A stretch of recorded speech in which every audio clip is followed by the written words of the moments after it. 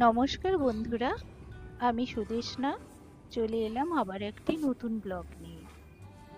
আজকে যে প্ল্যান্টের কথা বলছি সেটাকে লিওপার্ড লিলি বা চিতা লিলি বলে, অনেকে আবার সিলভার স্কিউল লিলি বলে। পেঁয়াজের মতো বাল্ব হয় এর, আর একটি লাগালে টব পুরো কভার করে যায়। অর্নামেন্টাল প্ল্যান্ট এটি, গ্রিনারি প্ল্যান্ট, স্যাকুলেন্ট প্রজাতির প্ল্যান্টের ভেতরেই এটি পড়ে। আর এর যে ছোট্ট ছোট্ট সাদা ফুল হয় যা দেখতে বার্ষের মতো, ঘরের ভেতর খুব সুন্দরভাবে বড় হয় এটি। আর এটি কোথা থেকে এসেছে জানো? সাউথ আফ্রিকার প্ল্যান্ট এটি। অনেক রকমের হয় এটি, কখনো স্পট ছোট হয়, কখনো লম্বা লম্বা হয়, মাঝারিও হয় ইত্যাদি।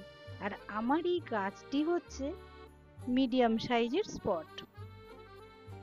গরমকালে এর থেকে ছোট ছোট ফুল বার হয়। এই যে দেখতে পাচ্ছ যে কটটি, ওইটি হচ্ছে গরমকালেই বার হয়। এই গাছের শিকড় বিস্তার করতে খুব ভালোবাসে, আর একবার যদি শেকড় হয় ওইটিকে কিন্তু কেটে ফেলতে হবে, তবে গাছটি খুব সুন্দরভাবে বড় হবে। এই গাছটি ব্রাইট আলো ভালোবাসে।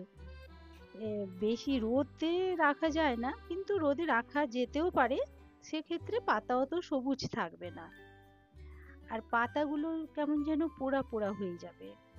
বেশি জলও লাগে না। এর যে বাল্ব থাকে না, ওই বাল্বেই জল স্টোর থাকে। সেমি শেড ওর পক্ষে ভালো আর কি। আর মাটি যখন শুকিয়ে যাবে তখনই এর জল লাগে, সপ্তাহে একদিন জল দিলেই যথেষ্ট। এর খাবারের কথায় আসি এবার।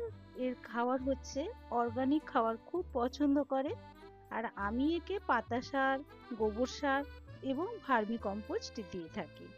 তোমরা এগুলোও দিতে পারো। এবং আরেকটি যেটি হলো পোকামাকড়। পোকামাকড় খুব একটা এটিকে অ্যাটাক করে না, তবে মাঝে মাঝে শামুক অ্যাটাক করে। সেক্ষেত্রে পাতায় ছোট ছোট ছিদ্র হয়ে যায় এবং দেখতে তখন খুব খারাপ লাগে। তাই মাঝে মাঝে নিম তেল প্রয়োগ করতে হবে।